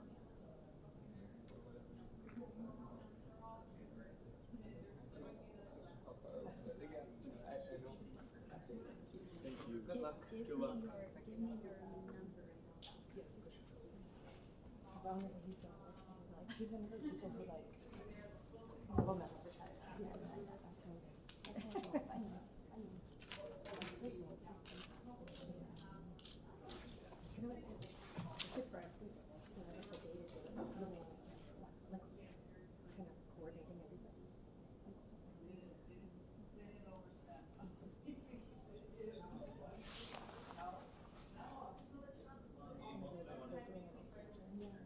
I want to share your money. I'm doing all this work. I want to share your money. I know.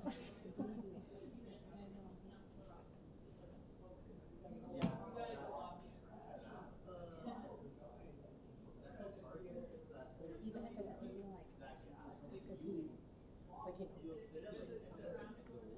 like supplies, like he don't know where to go. That's my phone number. Okay, thank you. This is Stephania. Good luck with everything. Thank you. I'll check up on, I'll give you a text. For sure. Okay, Awesome. take care. Thank you. Thank you. Bye.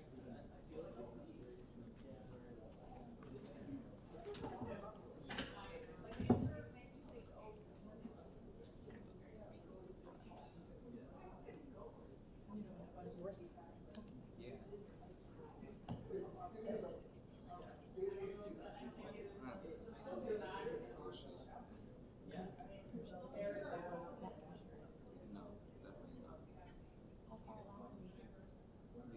not.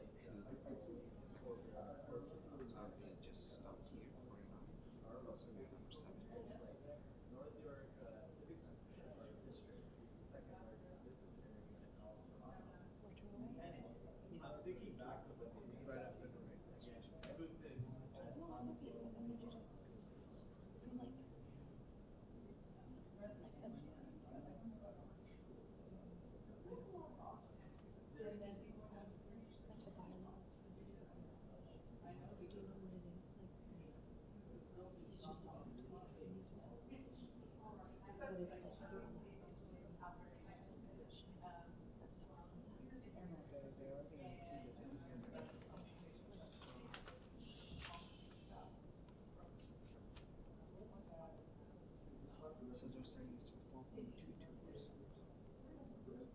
because of the shed. But you're allowed that separate from the total square footage.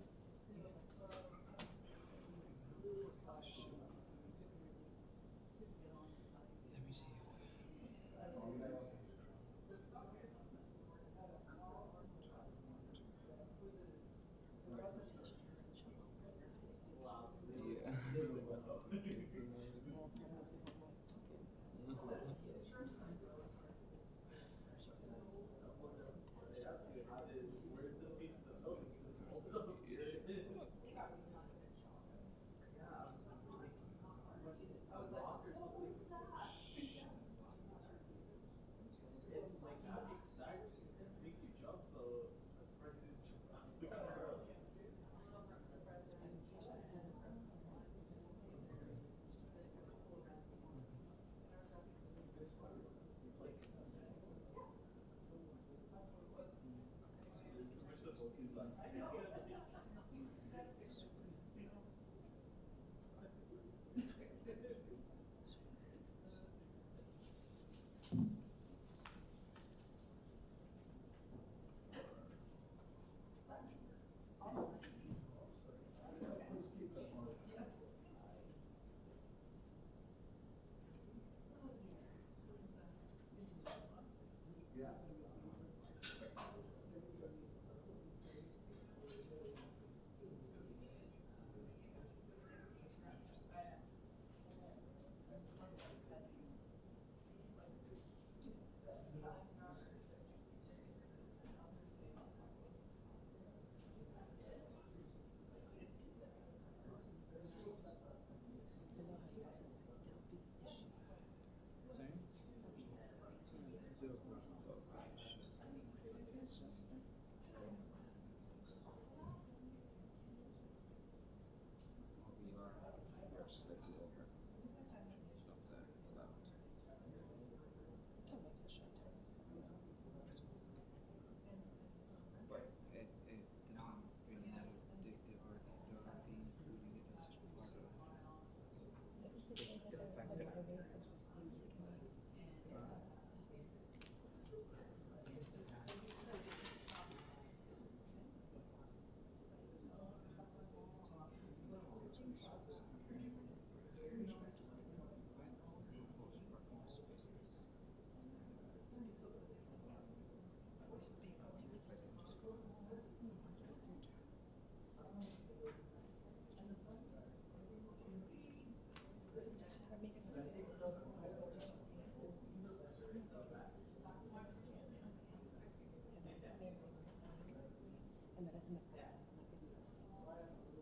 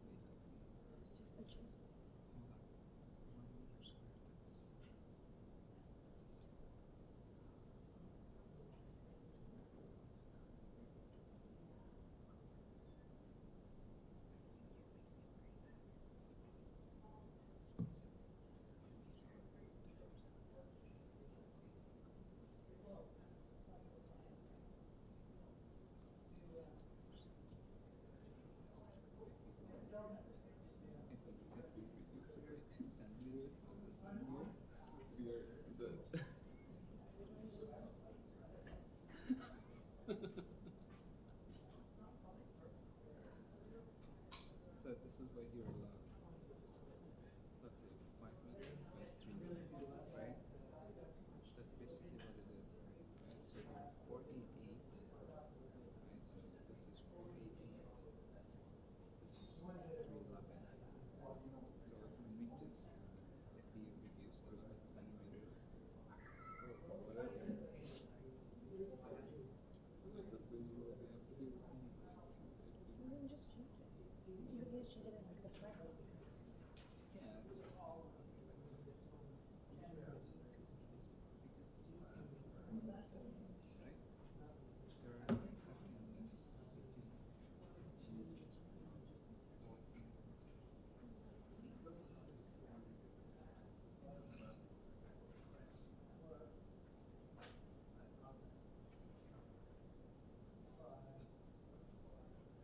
like okay.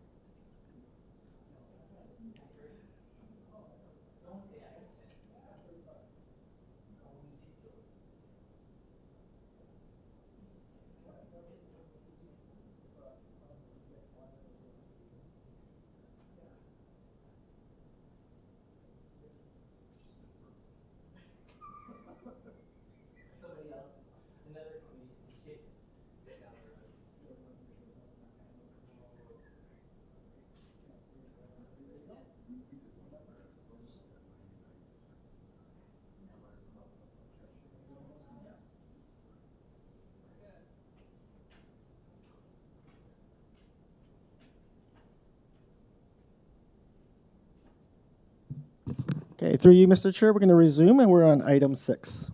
Thank you. Okay, welcome back, everyone. Item 6, 243 Florence Avenue. This is an application to construct a new detached dwelling with an integral garage and a walk-up basement. There are 3 variances being requested, and I believe there's going to be some revisions to those variances, and I don't see any departmental comments.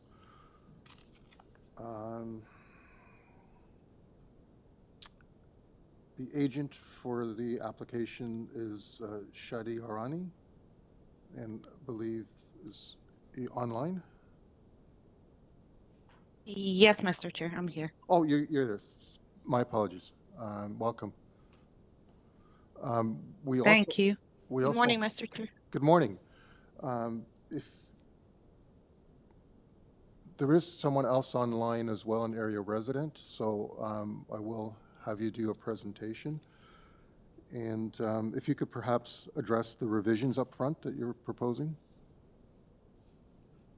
Yes, based on planning staff comments, I would like to make a revision to variance number 2 and 3 and reduce the height of main wall from 8.95 meters to 7.99. And revised drawings were submitted on February 20th to reflect this change. Thank you.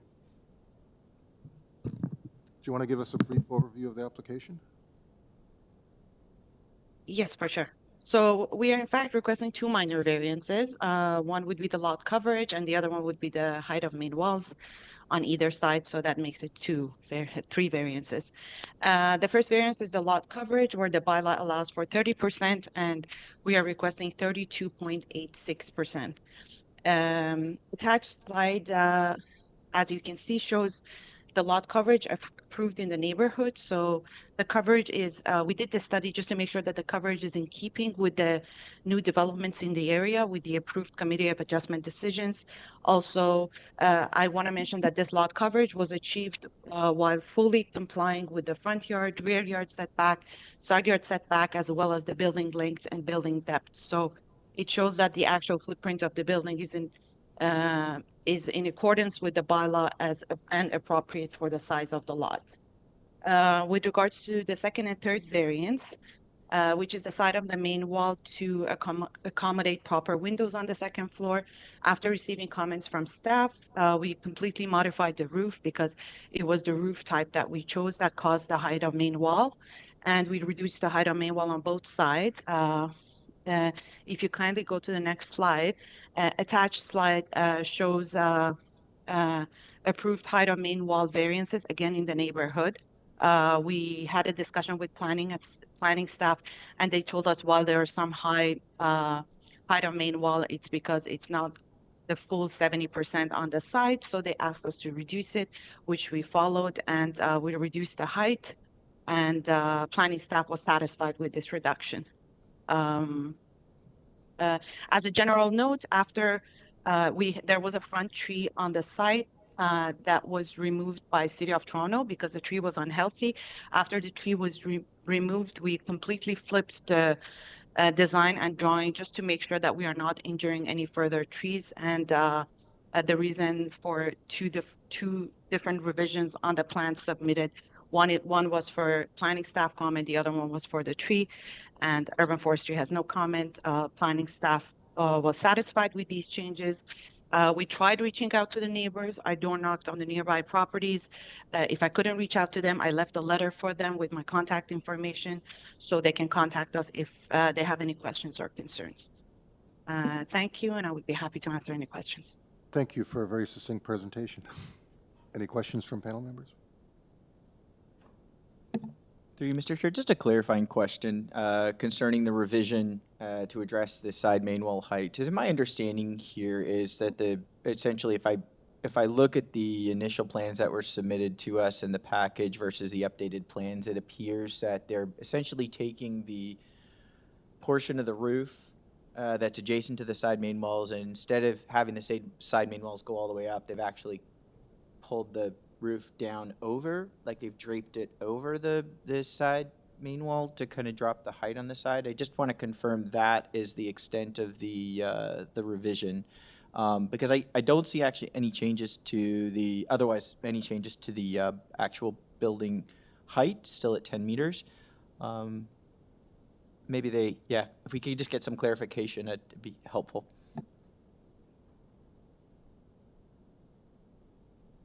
Yes, that is correct. So we had this discussion with the planning staff that making this change in a way is probably not like the outline of the building that we were proposing in terms of roof. The roof outline was more minimalistic initial design that we submitted, but planning staff mentioned that after conversation with the manager, this is what they want to see, which is more of a traditional roof, and it's more in keeping with the character of the new and older houses in the neighborhood. So we followed that, but you're correct. So basically, there was no overhang for the roof, and now there's overhang similar to most of the developments in the area. So that reduced the height of main wall on both sides.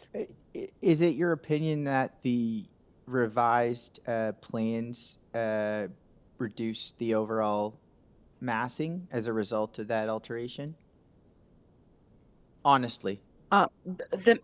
The massing and the walls remained the same. I trust me, I had this conversation with planning staff, but that's what they wanted.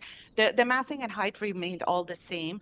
The roof did not have any overhang, so I do believe that in addition to the height of the main wall, planning wanted to make sure that the design is in keeping with the character of the neighborhood. That's why they were suggesting making this change to make sure that the roof has the extra overhang. So the only difference would be that those two, basically looking at this front elevation, seeing those two triangles sticking out from the wall. Fair enough. But everything else remains the same. To my question, you're an architect? Yes. In your professional opinion, do you feel like the revision has mitigated the overall size of the massing, or? The planning staff did not have any issue with the size of the massing, and in my professional opinion, the first version of the roof had a smaller roof footprint. So you are correct, and that's why we had this discussion with planning staff, and they went to their manager and spoke and got back to us, and still this is what they wanted to see. No, I appreciate it. I was just curious at what your opinion was on with respect to the overall agree with you. alteration. Okay, thank you. Thank you. If there are no other questions, I believe we have an area resident wanting to speak on this as well, the neighbor next door.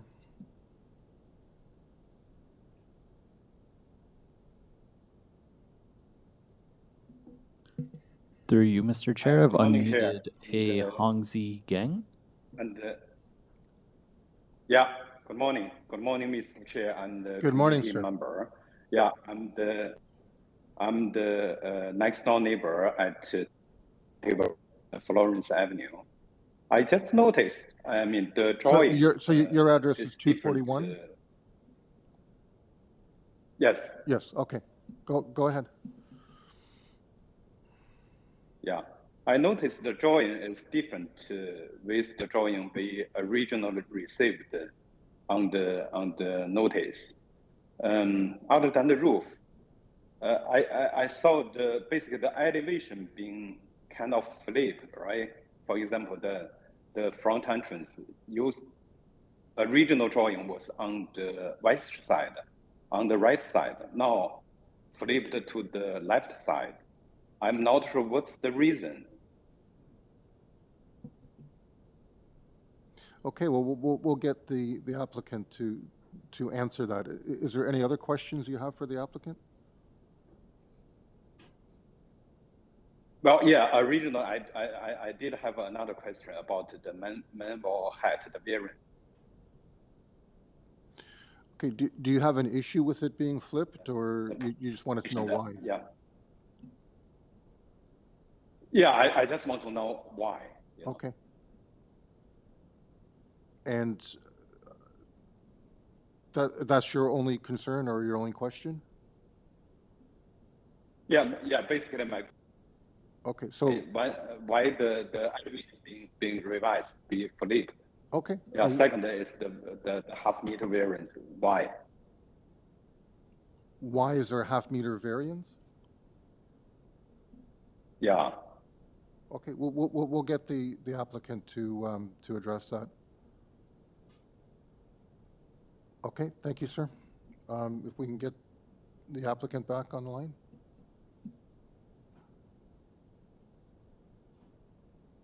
So with regards to flipping the design, it was the item that I mentioned about urban forestry. We retained an arborist at the beginning just to do an arborist report prior to committee of adjustment, and the arborist identified that there was a mature tree in the front, city-owned, that was unhealthy. The owner reported that to 311. They came for a site visit, and they identified the tree to be unhealthy and a hazard, so they got that removed, which which which meant that for us not to be injuring the second tree on site, we would have to flip the design completely. So the driveway would not be injuring the other tree on site. But I want to mention that that flipping did not change any variance, did not trigger anything. We are still on both sides respecting the side yards, and it was basically access of the garage, which was on one side, and now it's on the other side. The design and everything, all the elements and variances remain the same. Okay, and I don't see a side yard variance here. You don't have one, correct? No, we didn't have No, one. okay, so So I'm just, everything remained, the footprint of the building itself remained completely the same. It's just the driveway got flipped from one side to the other. You can see the mature tree, which is in front of the neighbor's property. It's a city-owned tree. Okay. So we wanted to make sure that we do not injure that. That's why we moved the driveway to the other side, because now this side got freed up after City of Toronto removed the unhealthy tree. Okay, no, we got it, thank you.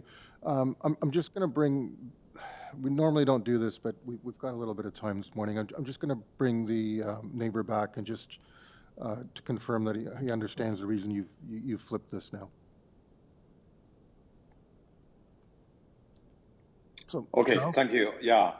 Okay. Okay, so you're good with that explanation? Yes. Yeah. Okay, and you have no other concerns? Explanation. Yeah, just further. You mean you try to put driveway on other side to avoid danger the tree like in front of my property. Oh, okay. Okay, thank you. Any questions from panel members? Okay, and if not, I guess we'll take it into committee for discussion. Through you, Mr. Chair, this is one of the rare kind of instances where I mean, I just really disagree with community planning on this. I think that the revision is actually detrimental. I think it made the application worse. I think it made the massing worse. I think it degrades the architectural value of it. I mean, I know that's not before the 4 test, but I don't, with respect to the 4 test, I don't think it's not doing anything. It's creating these fins on either side of the building. You can see this. There's actually some recent builds on the street, similar side main wall heights, and I can see where it seems that it's like some of these moves are a response to planning, where you have a front main wall and then you have these kind of fins that kind of come down on the side, and it actually, like, you actually see it built. It actually makes the massing more impactful, frankly. I don't think it mitigates the side main wall height, because you have the height on the front of the house still. So while you're reducing it on the side, now you've got to contend with the fact that now you've got a roof overhang. It's coming out into the side yard setbacks more. I think it does more harm than good. So I'm not really in support of the recommendations from community planning here, and I'm actually would be more comfortable tying the approval to the original elevations and site plan opposed to the revised in this case. The problem you're going to have with that is that they flipped the entrance, and that was also part of the original. So you're going to have a difficulty tying to that. I think what planning was trying to do. No, but was trying to do. I'm sorry, Mr. Chair. Sorry, I think they were just trying to achieve a numerical reduction without changing substantially the design, in their opinion. Yeah, and I think this is the issue when we're making decisions based on quantitative analysis rather than qualitative. Okay. I mean, quantitative, yeah, But we're essentially getting into now a discussion regarding aesthetics, and that's really not our role anyway. Fair. That's fair. Yeah. I mean, I frankly, I don't think the original request on the side main wall height, I think it was in keeping. I mean, there's side main wall heights in the area that were approved at a higher, on the street. So anyways, those are my comments. Planning's always looking at precedent too, so that's, but anyway. Does anyone else want to comment on that?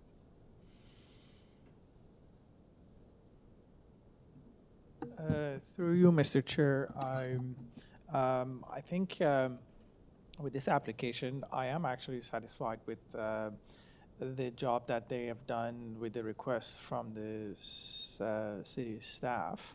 So if no one has any comments, I'm actually okay to move the motion, forward the motion to approve this application with subject to the recommendation that is stated in the staff report. And I understand that the applicant agreed on those requests. I believe the variances that before us are minor, and they satisfy the 4 tests. And I totally understand my colleague comment in terms of, I would say, statics and the mass. However, before us, we have these variances, and I think I'm good with forwarding the motion to approve with the condition I mentioned. The only thing I would mention is staff are not actually requesting any conditions. They're not. It's a. So what you would do then, I think, would be to move as revised, and it's really up to the applicant if they can come up with a way to do a design within that height that they can still get rid of those if they so wish. But we're not tying it to that design. We're just approving the variances as they are. So if you want to, I mean, the applicant has asked for that revision. I'm sure the applicant would not object to you giving them their original numbers, but if you want to tie planning's comments into it, then I would suggest you move a motion to move approval as revised. Yes, as revised, yes. Okay, no conditions. Yes. Yes, so basically if I want to review it, it would be the variance number 2 revised to 7.99 meters, the wall height from 8.95, and the variance number 3. Yeah, we don't need to get into the details. Yes. You've got it. Okay, thank you. Seconder? Okay, Marianne, all in favor? Okay, we have unanimous approval. Thank you. Thank you, Mr. Chair.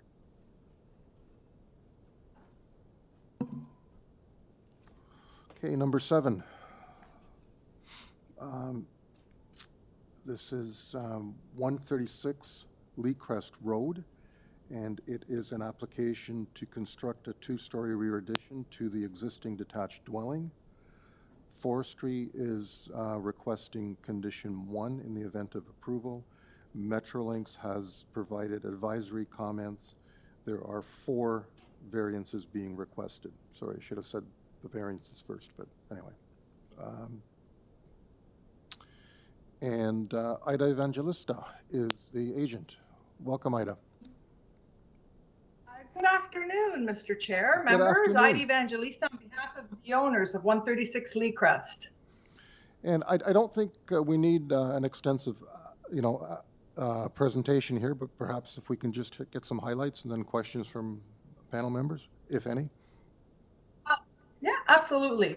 So what we're proposing here, we have the existing home and the new owners, a young family. They want to maintain the character of the home. That being said, we're just doing a very small addition to the side and to the back. We have a total length variance, even with the addition of 13.70 meters, which, as you can see, it's very gradual, and we're being quite respectful of neighboring properties.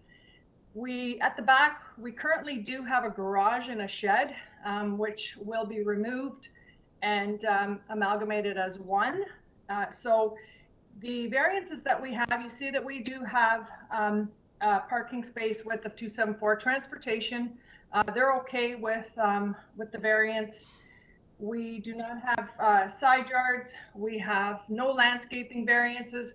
So all in all, I respectfully submit that what we are doing, and along with the 10 letters of support, I respectfully submit that the current owners were quite sensitive to what is characteristic to the neighborhood, and still at the same time doing a very gentle addition to the home, and maintaining well within the zoning bylaw. So in closing, I would just state, Mr. Chair, members, that what we are proposing, it does meet the intent of the OPN zoning bylaw. And I'm open to any questions that you may have. Thank you. Any questions from members? No? And seeing no one here and no one online, let's take it into committee. Any comments, or is anyone ready for a motion?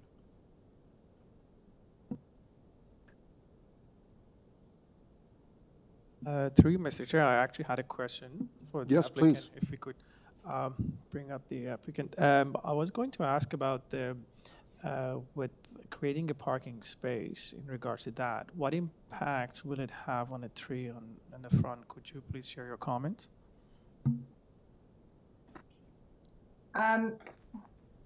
So through you, Mr. Chair, there is no impact. So we've kept the driveway exactly where it is. We're not changing anything. The difference is, if you see that we have a small addition at the rear along the side, because that driveway was always there. So we're not changing that at all. So that being said, there is no impact on the existing tree.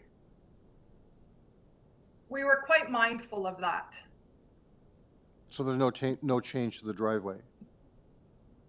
Absolutely none. Okay. That driveway initially ran from the front all the way to the back, to the garage in the back. So that is being maintained as is for that reason, to maintain that tree. Okay, thank you. Any other questions? Okay, if we can move to committee then.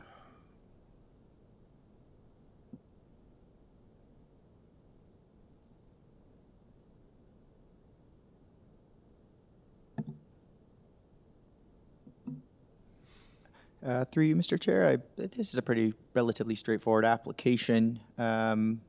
It's a good, I think it's a good intensification for the site. I think that the variances that are being requested are minor, certainly from a quantitative, but also from a qualitative standpoint. For those reasons, I would like to bring a motion to approve the application, subject to the standard forestry conditions. I don't believe there's any other staff recommendations on this one. Not that I see. Nope. There's forestry one. Just the forestry, okay. Yep. Seconder? Marianne, sorry. Yes? Okay. All in favor? Okay, unanimously approved. Thank you, Ms. Evangelista. Thank you. Have a great day. You as well. Okay, moving on to item 8, which is our last item for this morning's agenda. This is 318 Lawrence Avenue East, 296 through 306 Lawrence Avenue East, and 101 Mid-Hall Road. This is an application to construct a new 3-story performance hall addition to the existing school campus property, and this application was originally deferred from February the 1st, 2024, to allow the applicant to confirm zoning. Heritage has a Heritage Planning has a condition of approval requested. There is an arborist report provided by the applicant. Planning also is requesting a condition of approval. There are 2 variances being sought, one for height and one for number of stories. The Corey Horowitz is the agent, and I believe the agent is online. Yes, good afternoon, committee. Can I go ahead? Good morning. Yes, please. Yes, so I think we'd like a little bit of a presentation on this one. okay, yeah, I was going to ask if you would like that. I also have online, I believe, Craig Goodman, who's the architect for the project with me, and we should have available his presentation to share for to give some further background on this. Is that okay to pull up? It's, the title is Presentation for Hearing, I believe. Yeah, the staff can pull that up. Corey, it's Craig speaking, and it was in the list I looked at this morning. It was the 22nd document in the list of 28 submissions. So I think it's the one that's dated February 16th, and it was 7.47 megabytes. If it's okay to locate that one. Through you, Mr. Chair, city staff are just pulling up the presentation now. Great. Okay, while we're waiting, while we're waiting, I can just clarify that we did manage to confirm the building height, as some of you may remember going back the last hearing that was deferred. It was confirmed now with the zoning examiner in terms of the proper measurement, which was originally correct as it happens.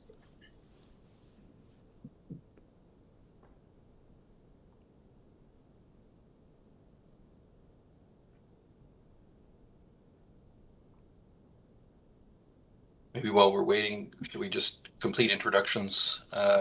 My name's Craig Goodman, principal at CS&P Architects, 2345 Yonge Street, and I'm working in association with Corey, who I think you already met. Okay, who's going to be doing the presentation? Corey Horowitz, urban planner with Dialogue.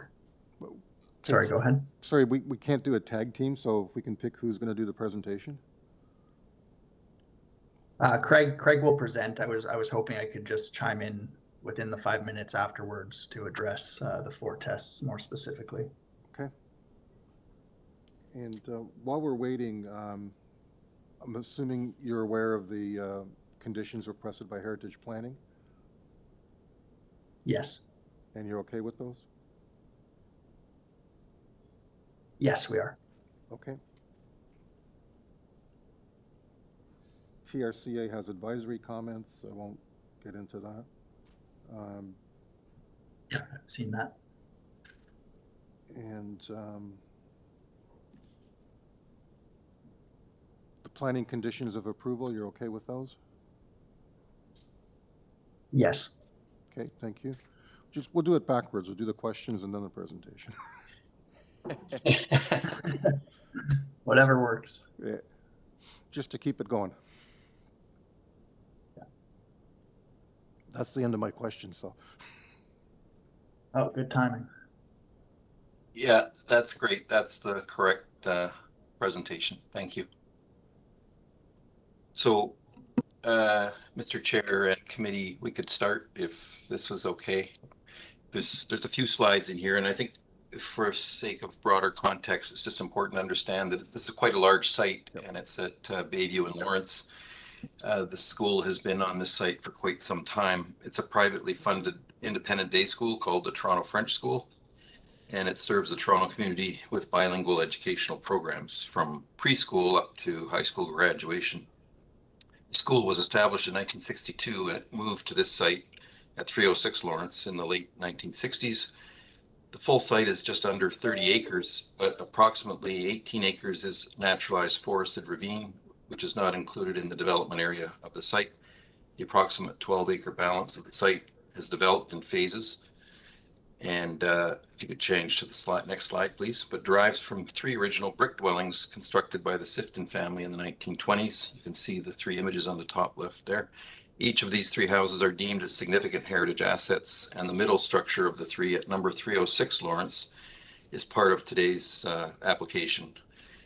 So the site really has three characteristic zones. The large ravine lands shown in green in this diagram. And then there's a kind of a street edge of building zone along Lawrence Avenue, which terraces down to a lower field zone. That all is shown in yellow. And then the purple zone is really the primary school area along Milden Hall Avenue, not really subject to today's discussion. So we're here really to discuss two minor zoning variances. If you could proceed next slide, please. We have a request for approval of a slight increase in approved building height. And we also have a request to approve for a 3-story addition rather than the permitted 2-story. Now, to explain this, really the two variances are requests derived from the challenge to match existing adjacent conditions. The junior school at 296 Lawrence on the left-hand side of the diagram is house about 360 elementary students, and on the west side of our proposed site of the addition, and on the east side is the senior school at 318. And it's the one at 318 is the one that's connected to this application, where we're connecting a new facility to the west end of the senior school and to the rear of number 306, which is a heritage building. If you could go to the next slide, please. So the purpose of this 2,836 square meter addition is to integrate the placement of this new addition and connect the senior school to the rear of 306, the heritage building. It's to create a multi-purpose performing arts and gathering space for about 350 seats. Next slide, please. And it has adjacent spaces to support this arts programming. The theater space has a stage level that will be aligned to the ground floor of 306 Lawrence. Maybe next slide as well, please. And it has lower level classroom spaces. And from this view, which is from the north looking south at the back of the heritage building, you can see the orange tone is where the addition is going to be, and the existing adjacent buildings are in fact 3 stories. So we're aligning to those 3 stories. It's quite complex connecting to these existing floors. I won't get into all that detail, but the rationale is to have a new addition that connects to the existing floors at each level and connects between the 2 existing buildings. So just to summarize all of that, I'll just say that the new addition is designed to align to those 3 existing stories and to the existing 306 Lawrence, which is also 3 stories. And we're aligning below the existing roof level and not to exceed 13.06 meters in height from established grade as noted in the zoning review.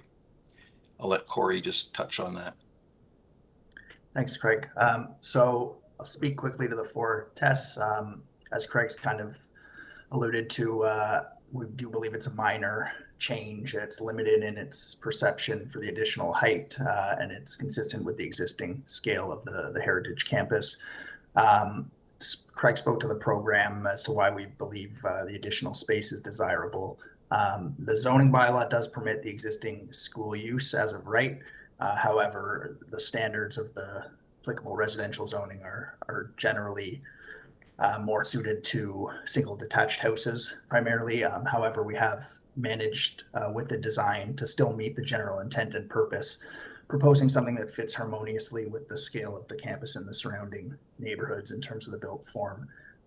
In terms of the official plan, it's a neighborhoods designation, which permits up to 4 stories in height, including for low scale institutional uses, of which this qualifies. It fits within the existing building fabric, meeting the height peak of the adjacent building, which it connects to, and it does not compromise the physical stability of the surrounding neighborhood. And overall, we believe contributes to a more vital mix of compatible uses and amenity for this neighborhood. And I'll leave it there in the interest of time. Thank you, gentlemen. Any questions from panel members? Jordan? Through you, Mr. Chair, just a clarifying question. So I know we had a deferral last time because there was some discussion whether or not there was a particular building element that was, whether or not it was counted or not. So just to clarify for the applicant, I think we're referring to the parapet, and was it determined that the parapet was then a permitted encroachment, and that's why the variance is not required? I'm just curious to clarify some clarification on that. Yeah, I can speak to that, and if you want to add, Craig, you can certainly, but it was confirmed with the zoning examiner, and there was a memo that's included in the supporting materials from Mr. Caradonna that the measurement should be taken from established grade to the top of the roof structure, which would not include the roof parapet. So the previous 13.9 meters, which came up before when it was deferred, was to the top of the parapet. So the parapet not considered part of the roof structure. Therefore, the measurement does not include that. Is that simple enough? That answers my question. Thank you. Okay, thank you. Okay, any other questions from panel members?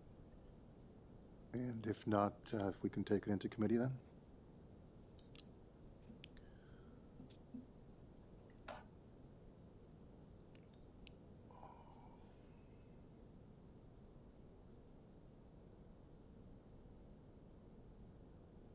Marianne? Mr. Chair, I think that this application and the proposed variances are minor in nature. It's good to see that the applicant has clarified the height issue that they had last time they were before committee. So I'm prepared to move a motion to approve this application subject to the conditions in the planning staff report and the heritage report conditions. I think those are all the conditions that we're looking at. I believe TRCA had some recommendations. Well, we're going to treat them as advisory and let them Advisory, okay. let them Right. deal with TRCA directly. Thank you for the clarification. So my motion stands. I'll second that motion. Thank you. We have a motion that's been seconded. All in favor? Okay, unanimous approval. Thank you. And Thank you very much. Thank you very much, Mr. Chair and committee. thank you. Good day. Good afternoon now. And we stand adjourned.